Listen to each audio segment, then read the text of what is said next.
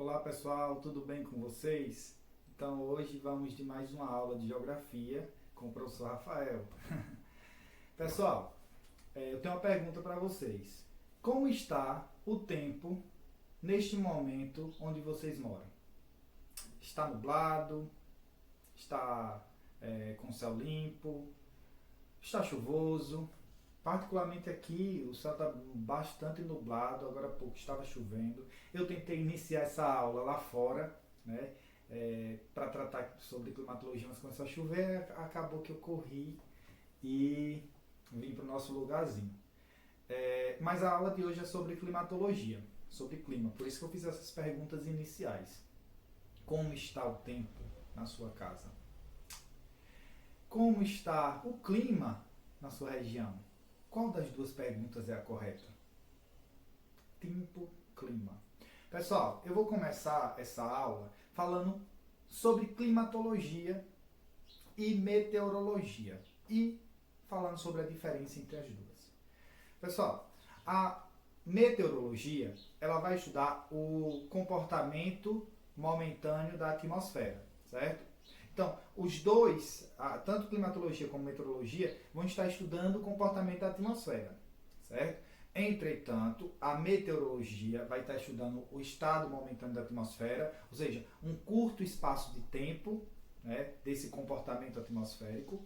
Já o clima, né, a climatologia, na verdade, ela vai estar estudando um período de médio e longo prazo, certo? Então, basicamente, para fazer o estudo da climatologia, eu vou estar analisando o comportamento diário da atmosfera no longo período, médio e longo período de tempo, para poder estabelecer o comportamento climático de uma região, certo? Então, se eu falo que o clima, que o tempo está nublado, eu estou me referindo a um estado momentâneo da atmosfera, então eu estou me referindo ao tempo, certo? Então, o tempo está fechado.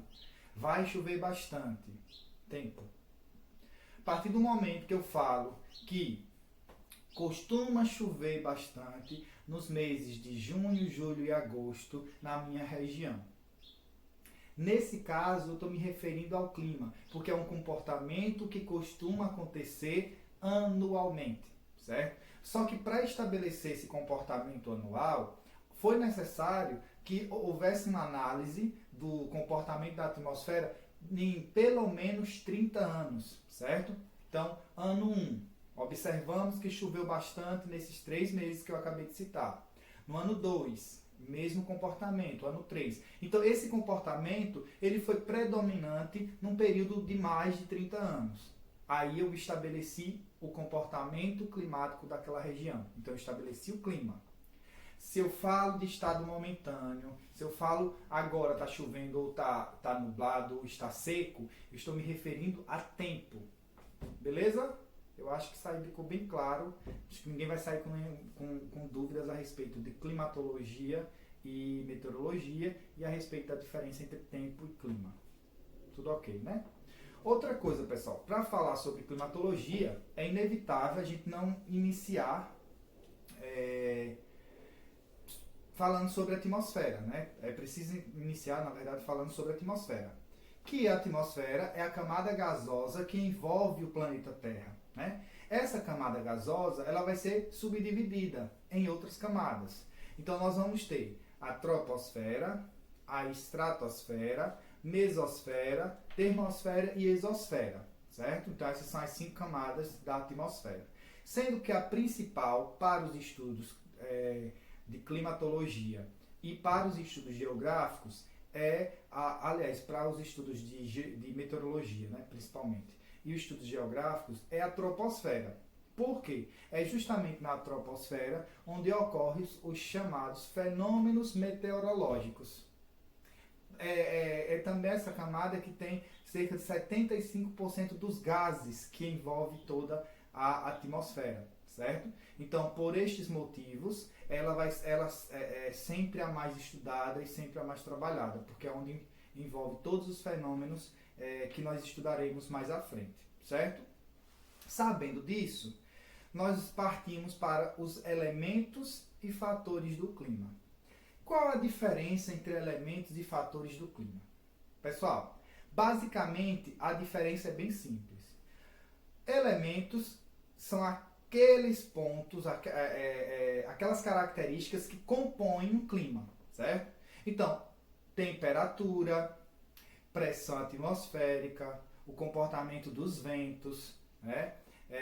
Nós temos precipitação e umidade. Esses são os elementos que compõem um clima. Então, se eu vou analisar o clima semiárido, eu vou falar sobre a temperatura do clima semiárido, como é o comportamento da temperatura, como é o comportamento da pressão atmosférica do clima na região semiárida, como é a precipitação, chove muito ou chove pouco, como é o comportamento dos ventos, é uma região que costuma ser uma área de dispersão ou uma área de recepção de ventos, né?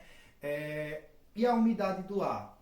É um ambiente úmido ou um ambiente seco? Ou seja, são elementos que estão contidos diretamente no comportamento e que acabam fazendo com que os climas sejam diferentes, porque esses elementos são diferentes, certo? Ou é quente ou é seco, ou é úmido ou é frio, ou a pressão atmosférica é alta, ou a pressão atmosférica é baixa, né? Os ventos são fortes ou fracos, a região é uma região de recepção ou dispersão de ventos, são elementos que fazem com que os climas sejam diferentes.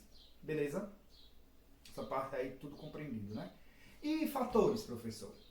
Basicamente, os fatores atmosféricos são aquilo que faz com que os climas sejam diferentes, mas que acabam modificando suas características, né? Então, são elementos que têm poder de modificar o clima. Né? Simplificando. Enquanto os elementos compõem o clima, são elementos que compõem o clima, os fatores eles acabam modificando as características dos climas. E aí, quais são os principais fatores, na verdade? Primeiro, latitude, distância para a linha do Equador. Nós sabemos que quanto mais próximo da linha do Equador, maior a recepção de raios solares, consequentemente mais quente. Mais distante da linha do Equador, mais frio, né? Então, esse fator acaba fazendo com que eu tenha climas mais quentes nas regiões próximas à linha do Equador, climas mais frios nas regiões mais distantes ao Equador, mas não é o único fator, porque eu tenho altitude. Então, vamos imaginar que eu tenha um determinado lugar que fica próximo à linha do Equador, mas que está a 4.000 metros de altitude. Lembrando que quanto maior a altitude, menor a temperatura. Certo? Cerca de 150 metros acaba diminuindo 1 grau na temperatura. Então, lugares, mesmo que sejam lugares que teoricamente seriam quentes por causa da latitude, latitudes baixas, mas quando a altitude é elevada, nós acabamos tendo esse fator interferindo e sendo um fator dominante, certo? Então, nesse caso, Cordilheira dos Andes, por exemplo, lá na Venezuela, a Venezuela está sendo cortada praticamente pela linha do Equador. No caso da Venezuela, eu tenho que, pela latitude, um clima mais quente. Só que tem áreas na Venezuela onde eu tenho a Cordilheira dos Andes, um clima mais frio, por causa da altitude, certo? Então, 2 fatores analisados. Temos, assim, aí esse fator altitude, ele está diretamente envolvido com relevo, certo? Fator relevo. Temos também como fator o solo, certo? O tipo de solo também vai acabar contribuindo com as diferentes variações climáticas, certo? Se eu tenho um solo mais exposto ou um solo mais escuro ou mais claro, vai acabar também provocando no comportamento climático, certo? Solos mais claros, eles acabam tendo um poder de reflexão maior. Então, os raios solares que chegam acabam dispersando-se de forma mais rápida. Em solos mais escuros, o que é que acontece? Os solos mais escuros acabam absorvendo mais esses raios solares e diminuindo o seu poder de reflexão, né? Que é o fenômeno que nós costumamos chamar de albedo, que é o poder de reflexão dos materiais, certo? Então o solo também interfere no clima. A vegetação, certo? Presença de vegetação vai ser um fator que também vai acabar possibilitando que os climas eles sejam diferentes. Continentalidade, maritimidade, ou seja, maritimidade, a proximidade com o oceano acaba interferindo no clima. Distância para o oceano, você está no meio do continente, que é a continentalidade, então acaba também interferindo no clima. Por quê? Pessoal, no caso da continentalidade, da maritimidade, o que nós iremos levar em consideração é o poder de absorção de calor que a água e a terra têm, certo? Então, a água, ela costuma se aquecer bastante, mas de forma lenta. Então, ela se aquece, mas de forma lenta. Então, quando os raios solares aparecem, a água começa aos poucos se aquecer, mas é um processo demorado. Quando chega a noite, nós temos ainda a água quente, né? E quando o sol ele está ausente, a água começa a perder o calor, mas ela perde de forma lenta, certo? Então, normalmente as noites em lugares mais litorâneos são um pouco mais abafadas, mais quentes por causa desse fator. Do outro lado, nós temos a continentalidade. No meio do continente, né? A terra ela se aquece rápido. Então, o sol apareceu, rapidamente a terra começa a se aquecer e a temperatura começa a se elevar. Quando o sol, né, começa a baixar, automaticamente a terra começa a perder calor e perde calor de forma muito rápida. Então, lugares no meio do continente tendem a ser mais frios à noite, por causa do fator continentalidade. Beleza? Ótimo. Pessoal, em relação à ação humana, a ação humana também podemos considerar como um fator climático, né? O ser humano atualmente está tendo aos poucos, mas agora ultimamente, depois da Revolução Industrial, de forma mais intensa, né? A possibilidade e o poder de modificar também as características climáticas, certo? Além desses, nós temos as correntes marítimas, porque dependendo no oceano, a água está em movimento, certo? E nós temos como se fossem rios dentro do oceano. E a água, né,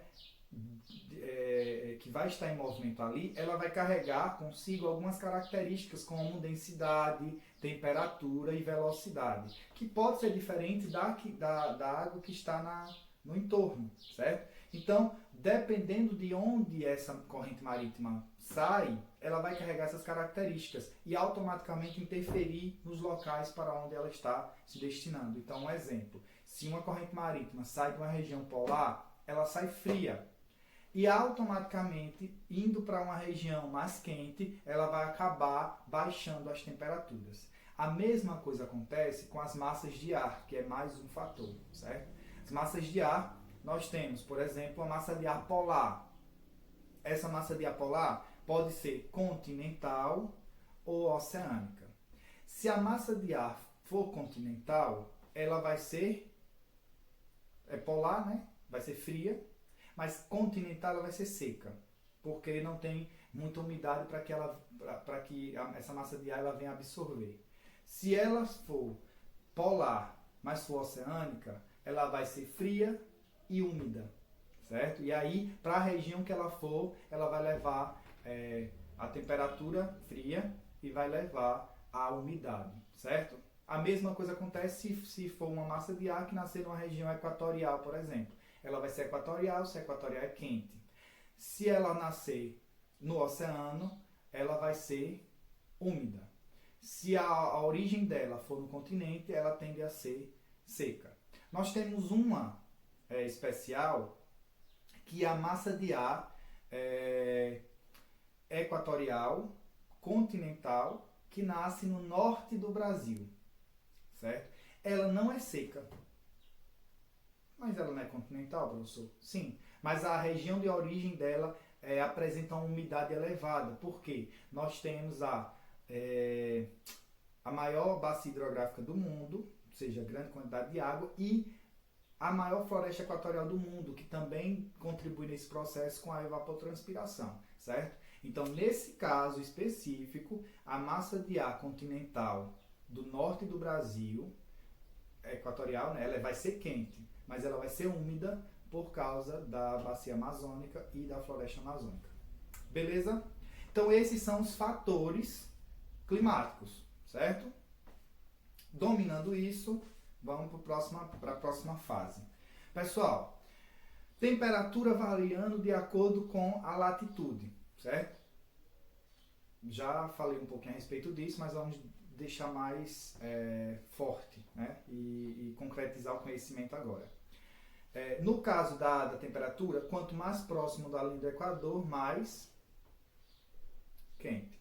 Mais distante da linha do Equador, mais frio, certo? Por quê? Por causa do eixo de inclinação do planeta Terra, onde os raios solares eles não vão estar chegando em todas as partes do planeta com a mesma intensidade.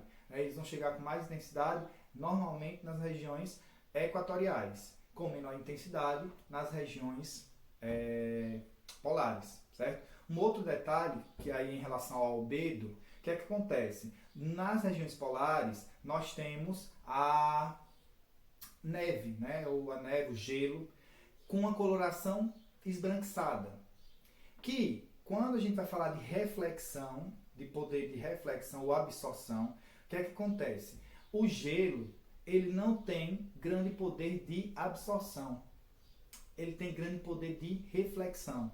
Então, os raios solares que chegam na região, a maior parte dele não é absorvida. O calor não fica contido, né? Ele acaba refletindo. E isso contribui para as baixas temperaturas nas regiões polares. Beleza? Temos também a temperatura variando de acordo com a altitude, né? Como eu falei também anteriormente, quanto maior a altitude, menor vai ser a temperatura. Vou passar para vocês alguns exemplos aqui. A cidade de Fortaleza, que fica no Ceará, ela está a cerca de 21 metros de altitude. A temperatura média é cerca de 26,5 graus. Vamos para o segundo exemplo. Temos a cidade do Rio de Janeiro.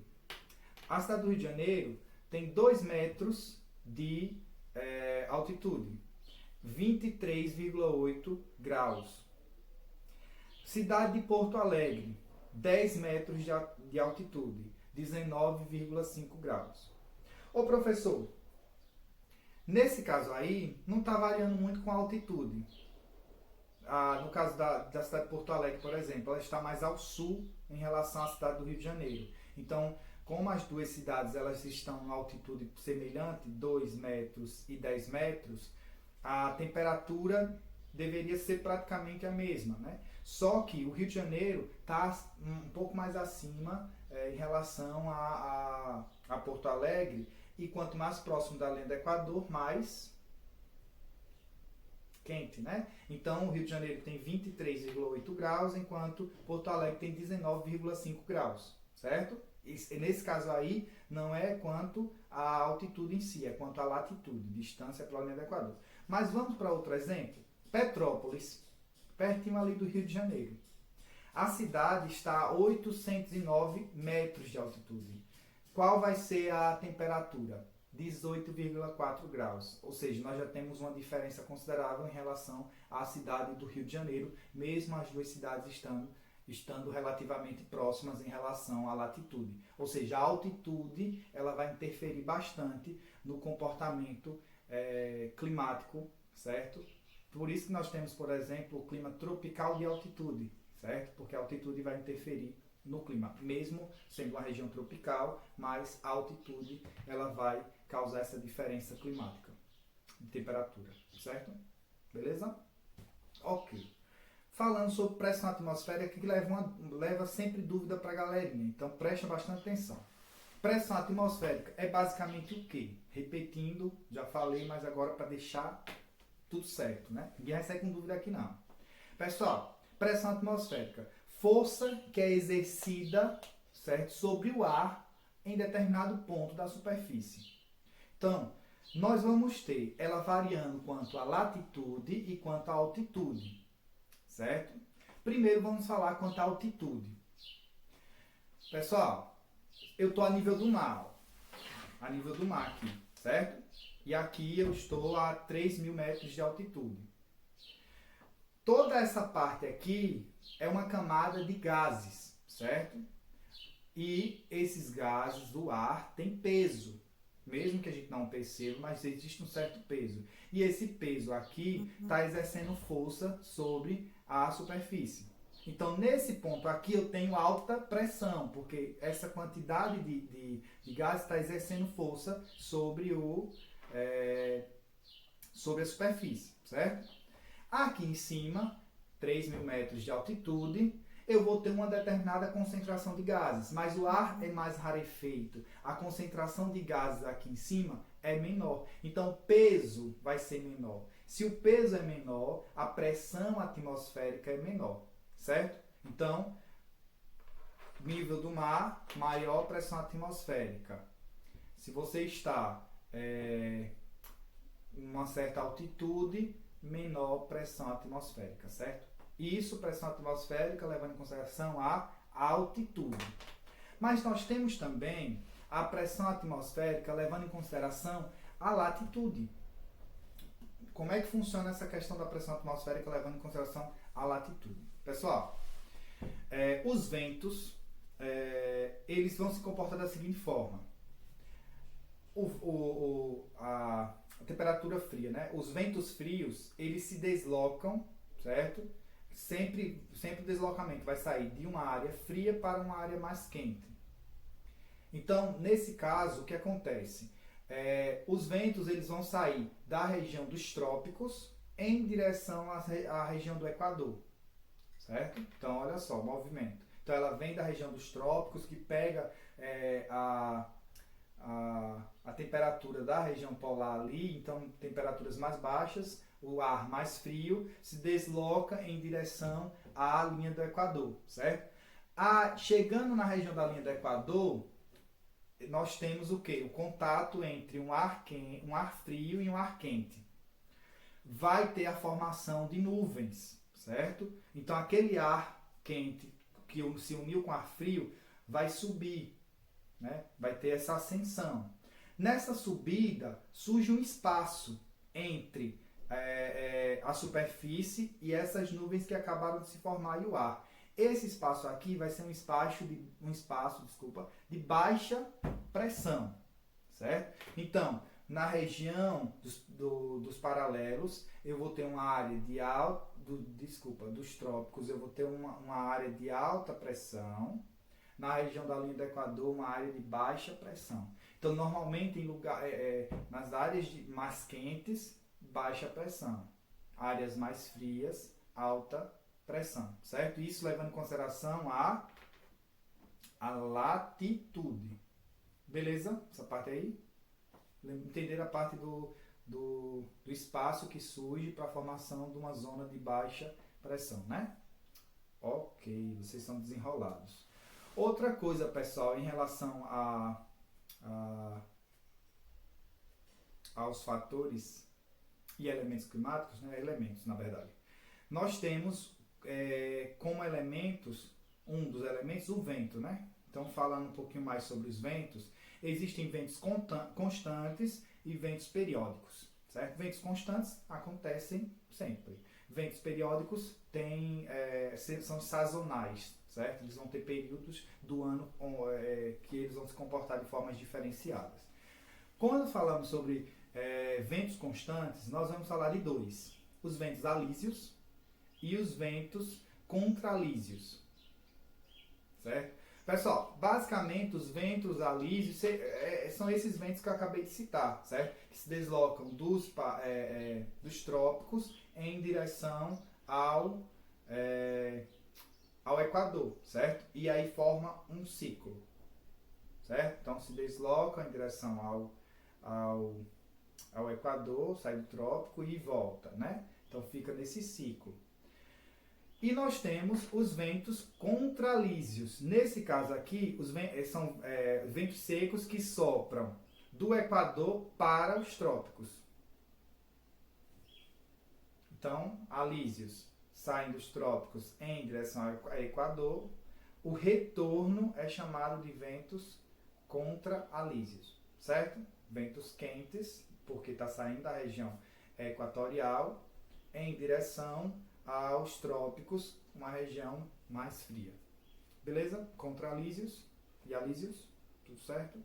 Ok. Pessoal, nós temos os ventos periódicos. E um dos melhores exemplos são os ventos de monções, certo? É um mecanismo, né, de monções. Como é que funciona as monções? Primeiro, é um fenômeno sazonal, periódico. Ele não acontece, não é uma dinâmica diária, é uma dinâmica que acontece anualmente com uma troca de áreas de alta pressão e baixa pressão. E aí nós vamos ter as monções de verão e as monções de inverno, certo? Então vamos lá, vamos começar pelas monções de verão. Nas monções de verão, nós vamos ter o oceano mais frio, certo? Que o continente, porque o continente está no verão, então está superaquecido. Então, no continente eu tenho uma zona de baixa pressão. No oceano, eu tenho uma zona de alta pressão, porque o oceano está mais frio. Então, os ventos vão se deslocar do oceano em direção ao continente. Pessoal, se uma massa de ar nasce no oceano, ela vai ser úmida. Então, o que é que acontece com essa movimentação da massa de ar? Ela vai levar umidade para o continente. E aí nós temos chuvas torrenciais na região da Índia, Bangladesh e todo o Sudeste Asiático ali. Ele vai acabar sofrendo com o clima, com o mecanismo de monções, certo?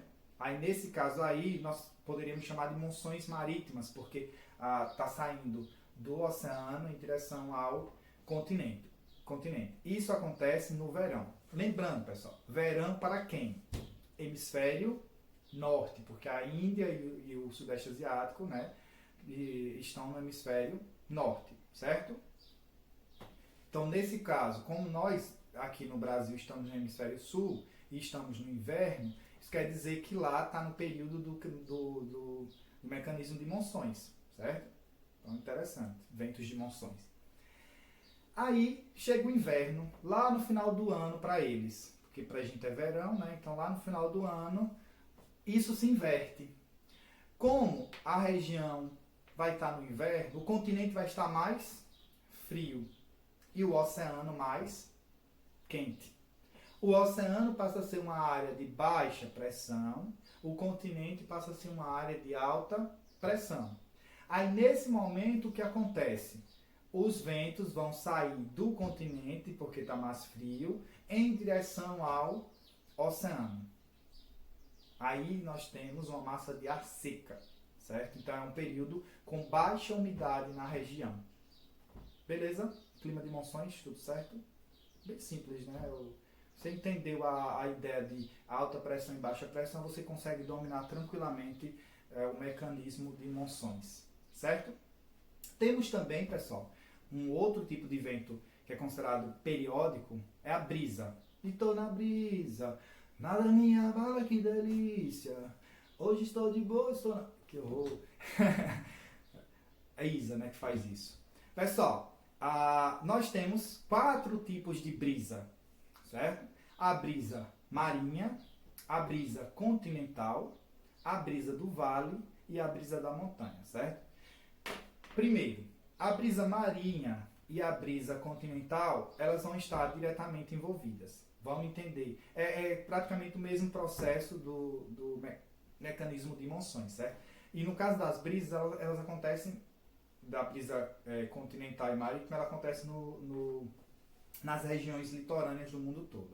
Como é que funciona? Durante o dia, como é que está a temperatura? Normalmente mais quente. Então, o oceano, que terra se aquece mais rápido, vai estar mais quente. Aliás, desculpa, o continente vai estar mais quente. O oceano vai estar mais frio. Se o oceano está mais frio, durante o dia, os ventos saem do oceano em direção ao continente. Então a temperatura seria relativamente mais agradável, certo? Porque a brisa, nesse momento, a brisa marítima, os ventos estão vindo do oceano em direção ao continente. À noite, isso se inverte, porque o continente acaba se resfriando rápido, enquanto o oceano demora para perder o seu calor. Nesse processo, há uma mudança de zona de pressão. E o oceano, que estava numa área de alta pressão, vira baixa pressão, porque está mais quente. E o continente é alta pressão. Então os ventos agora se deslocam do continente em direção ao oceano. E aí nós temos uma brisa continental. Por isso, pessoal, que em regiões litorâneas, à noite, até determinado horário, é abafado, certo? É bem abafado, porque está acontecendo esse processo de inversão, certo? Então, os ventos estão saindo do continente para o oceano, durante o dia, do oceano para o continente. Brisa, beleza? Agora, essa são a marítima e a continental. Nós temos também a brisa do vale e a brisa da montanha. No caso, pessoal, à noite, o que é que acontece? A região da montanha, ela vai estar mais fria, muito mais fria, certo? Então, os ventos, eles costumam descer em direção ao vale. Então, eu tenho no topo dessa montanha uma zona de alta pressão e no vale uma zona de baixa pressão, certo? Durante o dia, há uma inversão e os ventos passam a se deslocar do vale em direção ao topo da montanha, certo? Beleza? Aí essa é a brisa do vale e brisa da montanha. Tudo ok, né? Nós temos também alguns outros comportamentos de ventos mais específicos, né? De regiões mais específicas. Nós temos, por exemplo, o minuano e o pompeiro, certo? Que acontece na região sul do país, certo? São ventos locais e variáveis, certo? Então é meio irregular, ele não tem uma periodicidade mais fixa. No caso das monções, há uma transição aqui, inverno-verão acontece. No caso das brisas, constantemente, dia e noite, está tendo essa variação. No caso desse minuano e do pompeiro, nós não temos um período específico de ocorrência, ele não é necessariamente anual, certo?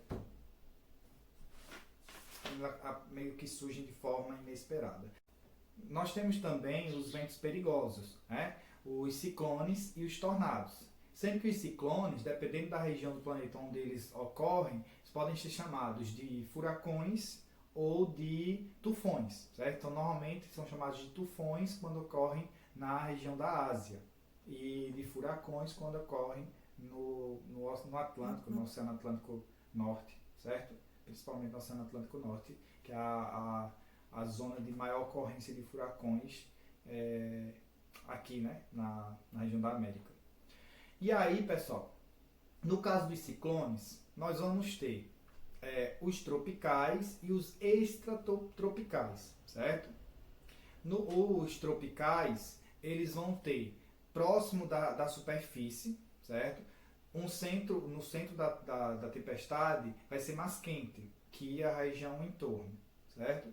E os ventos mais fortes vão ser próximos à superfície. Os ciclones tropicais.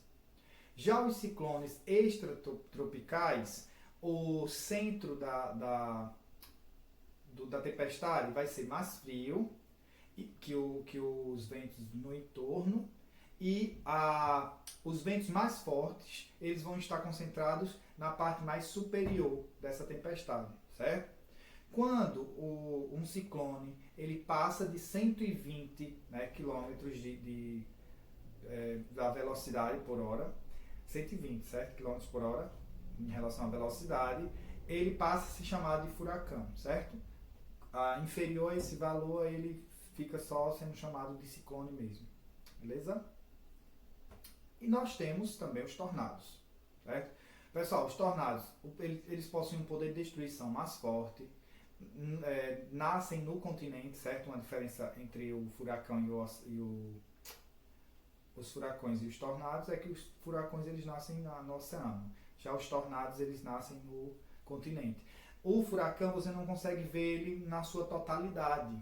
A olho nu aqui eu consigo visualizar um furacão, não consigo. Eu consigo visualizar o tornado, certo? Então, quando você visualiza aquele redemoinho ali, que muitas vezes a gente recebe imagens nas nossas redes sociais, ou vê na TV, ali o tornado. Quando é uma tempestade, né, de grande porte, e aí dependendo da velocidade, né, aí nós vamos ter o furacão, certo? Então o furacão abrange uma área maior do que um tornado, mas o tornado tem um poder de destruição muito, muito maior, devido à questão da velocidade, certo? Os ventos chegam em alguns casos a 500 km por hora, certo? Podem chegar até 500 km por hora. Nós temos também as precipitações, certo? Elas podem acontecer de forma superficial ou de forma não superficial. As não superficiais podem ser a neve, o granizo ou a chuva, certo? Então, estado sólido ou estado líquido, a gente vai ter essa precipitação. Isso não superficial, ou seja, em grandes altitudes. Já as superficiais são aquelas que ocorrem na superfície ou próximo da superfície, certo? Então, orvalho, por exemplo, que são aquelas pequenas gotículas que acabam ficando em plantas ou na própria superfície, certo? Elas se formam na própria superfície a partir da condensação, certo? Orvalho. Nós temos também a neblina, já é o vapor de água que acaba condensando, mas que forma uma camada mais espessa, né, na superfície. E a geada, que aí formam-se cristais de gelo, já ocorre em regiões de clima mais frio, certo? Então essas são as superficiais. Pessoal, em relação às chuvas, para a gente concluir a nossa aula hoje, nós temos 3 tipos de chuvas, certo? A primeira delas são as chuvas frontais. Basicamente, pessoal, as chuvas frontais, elas ocorrem quando há o contato entre duas massas de ar. Uma massa de ar quente entrando em contato com a massa de ar fria, certo? Então, aquela zona de contato entre as duas massas acaba provocando a condensação e, consequentemente, a precipitação, certo? Esse tipo de chuva ele tem uma duração maior, certo? São chuvas mais características para ocorrerem no inverno, tem uma duração maior, como eu acabei de falar, mas são com uma intensidade menor, ou seja, não são chuvas muito fortes, certo? São chuvas que passam o dia inteiro, para 2 horas, mas daqui a pouco está chovendo novamente, mas não de forma muito intensa, certo? Nós temos as chuvas de convecção. Aí no caso das chuvas de convecção, o negócio muda um pouquinho. Por quê? São chuvas que normalmente acontecem no verão, certo? Acontecem devido à alta taxa de evaporação, a formação de nuvens extremamente densas que acabam precipitando no final da tarde, certo? São as chamadas trovoadas, né? E nós temos também, aí no caso de convecção, elas são chuvas mais fortes com uma duração muito menor, ok? Em relação às frontais. E nós temos as chuvas orográficas, que também são conhecidas como chuva de relevo, certo? Exatamente. Então, o que acontece? A chuva de relevo, ela vai acabar ocorrendo porque uma massa de ar que está se deslocando em direção a um determinado obstáculo natural, né, que vai ser esse relevo, uma grande altitude, ela não vai ter forças para passar esse obstáculo. E aí, por não conseguir ultrapassar esse obstáculo, ela acaba precipitando de um lado, certo? E ganhando altitude até conseguir chegar no lado oposto, certo? No lado né? O nome do lado que normalmente acontece a precipitação é barlavento, certo? Barlavento é o lado onde acontece a precipitação. Então o ar está se deslocando nessa direção. Desse lado da montanha eu vou chamar de barlavento, onde acontece a precipitação. Do outro lado, onde a massa de ar normalmente ela já chega mais seca, certo? Eu vou chamar de solta-vento, ok? Então essa é a chuva orográfica. Pessoal, foi um prazer estar com vocês, né, neste momento, mais uma aula. Obrigado por estarem aqui até este momento e um cheiro no coração e até a próxima.